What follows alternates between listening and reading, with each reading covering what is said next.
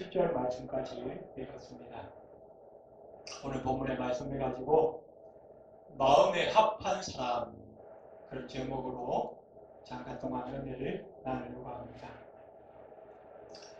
사무엘에 대해서 계속 살펴보고 있습니다. 이 사무엘은 이스라엘이 사사 시대에서 이제 왕정 시대로 넘어가는 그 과도기에 하나님께 부름을 받고 이스라엘 백성들을 친히 지도하며 위기 가운데서 구원해낸 훌륭한 선지자요, 마지막 사사로 성경은 기록을 하고 있습니다.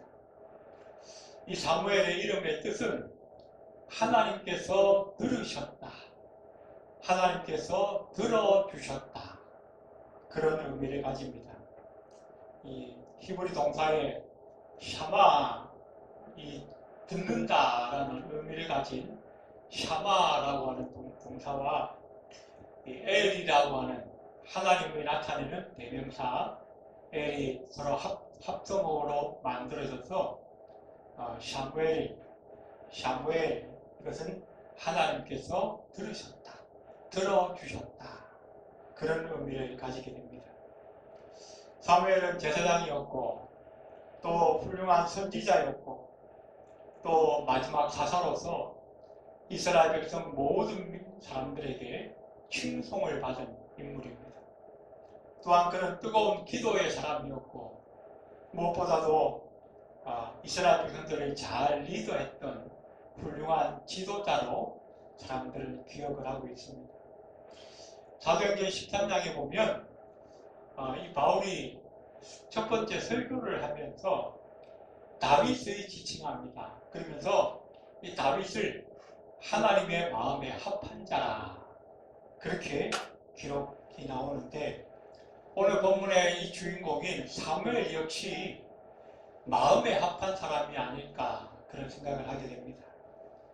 오늘 이 사무엘은 과연 누구의 마음에 합한 사람이었을까, 오늘 몇 가지로 살펴보면서 함께 은혜를 나누려고 합니다. 자, 이 사무엘은 누구의 마음에 합한 사람이었나? 첫 번째는 부모의 마음에 합한 사람이었다라고 말씀하고 있습니다. 우리가 살펴본 것처럼 이 사무엘상은 기도의 여인 한나의 이 고통과 눈물로 시작이 되어집니다. 아이를 낳지 못하고 그 아이를 낳지 못하는 것 때문에 많은 고통과 아픔이 있었습니다. 그래서 이 한나는 그 아픔과 고통을 여호와 하나님께 나아가서 아뢰고 또 심정을 통하는 기도를 드리면서 나중에는 하나님께 내 아들을 바치겠습니다 라고 하는 소원 기도를 드리게 되죠. 사무엘상 1장 11절에 보니까 만군의 여호와여, 만일 주의 여종의 고통을 돌보시고 나를 기억하사 주의 여종을 잊지 아니하시고 주의 여종에게 아들을 주시면 내가 그의 평생에 그를 여호와께 드리고 삭도를 그의 머리에 대지 아니하겠나이다, 이런 기록이 나오고 있습니다. 이렇게 하나님께 소원하여 기도하였던 그 결과로 한나에게 하나님께서 사무엘을 주셨습니다. 이 금쪽 같은 아들, 눈에 넣어도 아프지 않는 이 아들을 한나는 자기 품에서 기르고 싶지 않았겠습니까? 늘 가슴에 안고 늘 품에 안고 키우고 싶었을 것입니다. 그런데 그리하지 아니하고 자기가 하나님께 지켰던 그 소원을 지켜서 저주를 떼자마자 하나님의 성전에서 나시린으로 살도록 하였습니다. 그 이유는 바로 한나가 이 아들보다 하나님을 더 사랑했기 때문입니다. 자, 우리가 지난번 그 사사기 때에 삼손에 대해서 알아보면서 나시린은 세 가지 규례를 지켜야 한다는 것을 우리가 잘 알고 있습니다. 첫 번째는 포도주와 독주를 입에 대면 안 됩니다. 또 두 번째는 삭도를 머리에 대지 않는다. 이 말은 머리를 자르지 않는다. 그런 뜻입니다. 평생 동안 머리를 기르는 하나님께 헌신되어진 그 의미를 상징적으로 나타내는 것입니다. 세 번째는 부정한 것, 특별히 시체를 가까이 하거나 만지면 자기도 부정해지기 때문에 그것을 하면 안 된다는 것입니다. 이 세 가지를 이 나시린으로 살 것을 사무엘 본인이 서약한 것이 아니고 어머니가 서원을 했습니다. 사무엘 자기 의지와는 아무 상관이 없어요. 그런데 어떻게요? 자기가 태어나자마자 자기도 모르게 어머니의 소원에 따라서 자기에게 맺어진 그 나시린의 규례를 이 사무엘은 온전히 순종하고 그것을 받아들입니다. 그리고 그 어머니의 뜻이 곧 하나님의 뜻인 것을 깨닫고 자기가 그 평생 동안 그 나시린의 규례를 지키면서 하나님께 헌신하여 살게 되는 것입니다. 아무리 부모가 소원했다 할지라도 자식이 하지 않으면 그만이에요. 그거 어머니가 한 거지 뭐 내가 한 겁니까? 나는 모릅니다. 그럴 수 있지 않겠습니까? 그런데 사무엘은 그렇게 하지 않았습니다. 어머니를 향하여 불평 원망하지 않았습니다. 아니 어머니 그 나시린으로 사는 것이 얼마나 힘들고 고통스러운데 왜 어머니는 나한테 물어보지도 않고 선뜻 그렇게 서원을 했습니까? 나는 모릅니다. 어머니가 알아서 하십시오. 얼마든지 그럴 수 있지 않겠습니까? 그런데 사무엘은 불평하지 않았습니다. 원망하지 않았습니다. 오히려 자기에게 하나님을 알게 하시고 하나님께 헌신되어져서 살 수 있도록 그 기회를 허락하신 하나님과 그 부모에게 오히려 감사하는 마음을 가졌습니다. 온 천지 만물을 주관하시고 창조하시는 그 하나님을 내가 평생 동안 섬길 수 있다는 것이 얼마나 감사한 일입니까? 그래서 어떻게 해요? 어릴 적부터 저저히 때가 맞아 자기를 성전에 바치고 나시린으로 살게 하신 그 어머니의 신앙, 그 어머니의 뜻을 그대로 순종하고 받아들였다는 것입니다. 그래서 그 사무엘을 통해서 하나님은 이스라엘의 큰 역사를 이루어 가시는 것을 성경은 우리에게 말씀해 주고 있습니다. 우리가 창세기에 보면 백세에 난 아들 이삭을 하나님께서 아브라함에게 나타나셔서 그 아들을 내게 바치라. 그런데 아브라함이 그 명령에 순종합니다. 아침에 일찍 일어나서 이삭을 데리고 모리아 산으로 갑니다. 번제할 나무를 짊어지고 불시도 손에 들었는데 양이 없어요. 번제할 그 재물이 없어요. 그래서 아버지께 묻습니다. 아버지, 나무도 있고 불도 있는데 양은 어디 있습니까? 아브라함이 씁쓸하게 대답합니다. 하나님이 준비하실 거다. 하나님이 알아서 준비하실 거다. 그리고 어떻게 해요? 정작 모리아 산에 올라갔더니 그제서야 네가 바로 하나님께 드려져야 할 번제물이다. 이삭이 깜짝 놀랐겠죠. 아니 우리 아버지가 나이가 많이 드시더니 노반이 나셨나 보다. 나를 죽이려고? 얼마든지 도망갈 수도 있고 그 늙은 아버지를 뿌리치고 반항할 수도 있었을 것입니다. 그런데 이삭은 그렇게 하지 않았습니다. 우리 아버지가 그렇다면 바로 하나님의 뜻인가 보다. 그것이 우리 아버지를 통해 나타난 하나님의 뜻이라면 내가 순종해야지.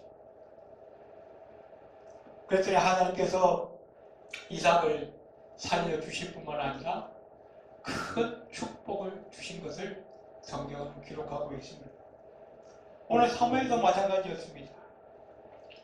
어머니의 소원이 하나님의 뜻이었다면, 그리고 그 소원대로 사는 것이 하나님의 계획이요 하나님의 뜻이었다면 나도 당연히 순종하고 그 뜻을 받드는 것이 나의 도리라고 사무엘은 믿었던 것입니다. 그래서 그 부모의 신앙에 순종하며 감사하며 평생을 그 부모의 신앙에 순응하면서 살아갔던 사무엘, 그 사무엘은 바로 부모의 마음에 합한 사람이었다고 성경은 말씀해주고 있다는 것입니다. 두 번째로 이 사무엘은 자기를 인도하는 리더자의 마음에도 합한 사람이었습니다. 오늘 2절에 보니까 아이 사무엘이 엘리 앞에서 여호와를 섬길 때에는 여호와의 말씀이 희귀하여 이상이 흔히 보이지 않았더라 라고 말씀합니다. 엘리가 제사장으로 있는 이 당시에는 여호와의 말씀이 희귀하였다. 그리고 2절에는 엘리의 눈이 어두워 잘 보지 못하였다 라고 말씀합니다.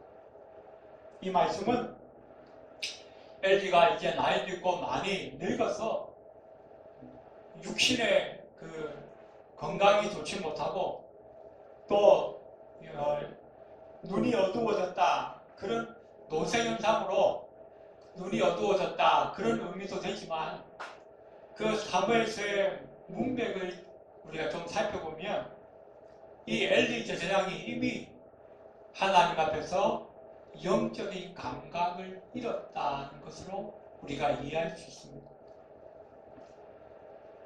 우리가 이 장에서 살펴본 것처럼 이 엘리 제사장이 어떻게 했습니까? 한나가 통에 자복하는 마음으로 하나님께 간절하게 정말 애달픈 마음으로 기도하는데 엘리가 옆에서 보고 뭐라고 했어요? 술 취한 것으로 알았어. 하나님 앞에 간절하게 기도하고 있는 그 여인을 보고 야, 저 여자가 술이 취했나 보다. 그만큼 이 엘리 제사장이 이미 영적인 감각을 잃어버렸다는 것입니다. 그래서 어떻게 해요? 엘리가 제사장으로 있는 동안에 하나님의 말씀이 휙하였다. 그런데 그럼에도 불구하고 이 사무엘은 하나님의 음성을 들었다는 것입니다. 어떻게 이 사무엘이 하나님의 음성을 들을 수 있었는가? 오늘 2절과 3절을 보시면 엘리의 눈이 점점 어두워가서 잘 보지 못하는 그때에 그가 자기 처소에 누웠고 하나님의 등불은 아직 꺼지지 아니하였으며 사무엘은 하나님의 궤에 있는 여호와의 전안에 누웠더니 라고 말씀합니다. 오늘 두 사람이 비교되어져 나오는데 엘리는 편안하게 자기의 처소에 누워있고 사무엘은 여호와의 전안에 누워있더라. 그렇게 사무엘이 왜 여호와의 전에 누웠을까요? 성전을 지키면서 하나님의 그 성소가 밤새 불이 꺼지지 아니하다. 그리고 하나님의 일에 조금이라도 더 민첩하게 움직일 수 있게 하기 위해서 하나님의 성전에서 잠을 잤다는 거죠. 이 구절 하나만 보더라도 이 사무엘이 얼마나 하나님을 잘 섬기려고 애쓰고 있었는지를 알 수가 있다는 것입니다. 그럼에도 불구하고 이 사무엘은 이미 영적인 감각을 잃어버린 그 엘리 제사장을 우습게 여기거나 무시하거나 하지 아니하였다. 자, 여호와의 전에서 사무엘이 잠을 자는데 누군가 부르는 소리가 납니다. 사무엘아, 사무엘아. 그랬더니 어떻게 해요? 이 사무엘이 엘리 제사장이 부르는 줄 알고 즉시 달려갔다라고 말씀합니다. 오늘 5절에 엘리에게로 달려가서, 자, 여러분, 만약에 여러분이 잠을 자는데 누가 부르면 즉시 달려갈 수 있습니까? 자다가 누가 부르는 거 어떻게 해요? 에이, 자는데 왜 불러? 그리고는 다시 잠자리에 들려고 하지 않겠습니까? 마지못해 가더라도 슬금슬금 느긋느긋 그렇게 가지 않겠습니까? 그런데 사무엘은 엘리가 부를 때에 달리와 같다라는 거죠. 이미 영적인 감각도 없고 총기도 잃어버린 지 오래된 그 늙은 할아버지에게 달리와 같다는 거예요. 그리고 그에게 뭐 어떻게 합니까? 내가 여기 있나이다. 언제든지 말씀만 하면 내가 순종하겠다라고 하는 온유한 태도를 보이고 있다는 것입니다.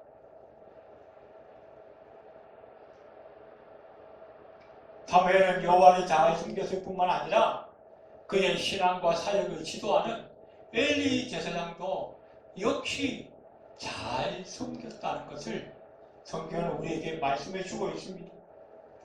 엘리가 하나님보다 더 사랑했던 그의 아들들은 엘리의 슬픔이요 아픔이었지만 이 사무엘은 엘리의 큰 기쁨이었다는 것을 성경은 우리에게 말씀해 주고 있습니다. 이렇게 세 번이나 똑같은 일이 반복되니까 이제 사무엘이 세 번 계속해서 달려가고 그때 엘리가 깨달은 거예요. 아, 여호와께서 이 아이를 부르시는구나. 그래서 어떻게 합니까? 9절에 보니까 엘리가 사무엘에게 이르되 가서 누웠다가 그가 너를 부르시거든 네가 말하기를 여호와여 말씀하옵소서 주의 종이 듣겠나이다 하라 하니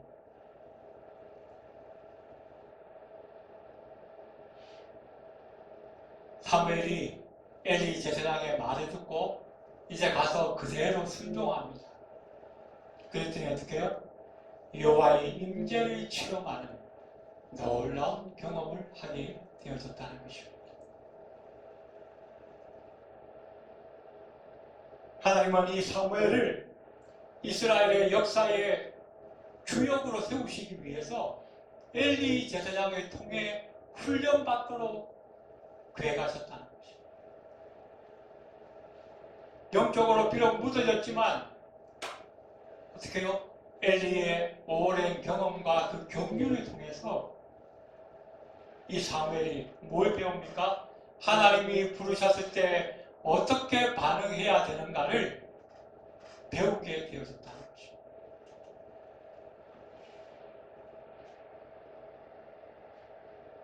이 사무엘이 여호와께 부름받고 이스라엘 역사에 크게 쓰임받은 비결 중에 하나가 바로 여호와의 음성을 듣지도 못하고 쓰임받지도 못하는 늙은 제사장임에도 불구하고 그 권위를 세우신 분이 여호와이신 것을 믿고 그에게 마지막까지 충성을 다했다.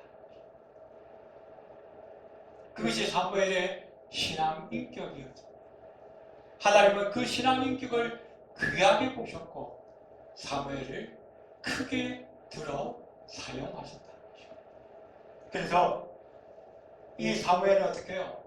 부모의 마음에 합한 사람일 뿐만 아니라 영적으로 무뎌지고 총기를 잃은 그 리더자에게도 마음이 변하지 않는 충심을 다하는 마음에 합한 사람이었다라고 성경은 말씀해주고 있다는 것입니다. 세 번째로 중요한 것, 이 사무엘은 무엇보다도 하나님의 마음에 합한 사람이었습니다. 오늘 2절에 보니까 여호와의 말씀이 희귀하였더라. 이 말씀은 뭡니까? 당시 이스라엘 백성들 가운데 심지어는 제사장까지도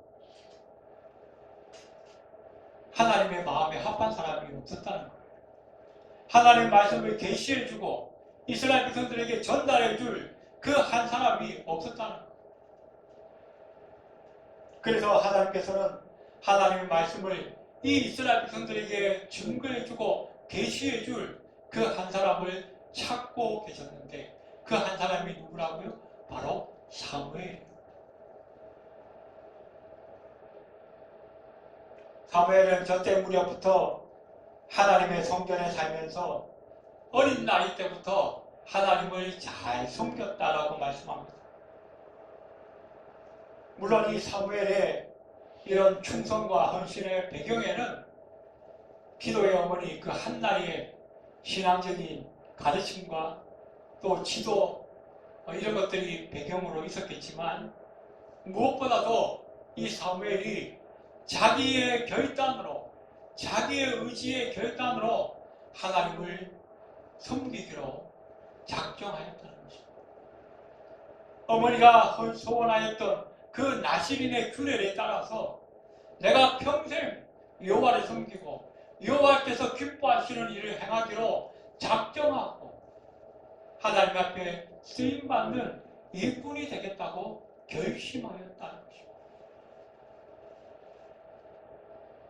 우리의 신앙생활에 있어서 가장 중요한 것은 무엇보다도 순종과 헌신입니다. 자, 이렇게 엘리의 지시를 듣고 처소로 돌아온 사무엘이 하나님의 부르심이 네 번째 들려오자마자 즉시 응답하게 되옵니다. 오늘 10절 말씀해 보니까 사무엘이 이르되 말씀하옵소서 주의 종이 듣겠나이다 하니. 신앙생활에 중요한 것이 순종과 헌신이라고 말씀드렸습니다. 그 온전한 순종과 헌신이 있기 위해서 무엇보다 우리는 하나님의 말씀을 잘 들어야 한다는 것입니다. 교회에서 충성하시는 분들 중에 교회에서 여러 가지로 열심을 내고 헌신한다고 하시는 분들 중에 보면 하나님의 뜻과는 상관없이 자신의 열심과 자신의 어떤 만족감을 위해서 성취감을 위해서 열심히 충성하고 헌신하는 분들도 간혹 계십니다. 그러나 이 사람들은 뭐예요? 하나님의 말씀을 먼저 듣는 일에 실패하였기 때문에 그 일의 결과도 하나님의 뜻과는 상관없는 결과일 수밖에 없다는 것을 우리는 알아야 합니다. 우리가 다른 사람의 마음에 합한 사람이 되기 위해서는 먼저 그 사람의 말을 잘 들어봐야 합니다. 그것처럼 우리가 하나님의 마음에 합한 사람이 되려면 어떻게 해요? 제일 먼저 해야 할 일이 하나님의 음성을 듣는 거예요. 하나님께서 뭐라고 하시는지, 가라고 하시는지, 서라고 하시는지.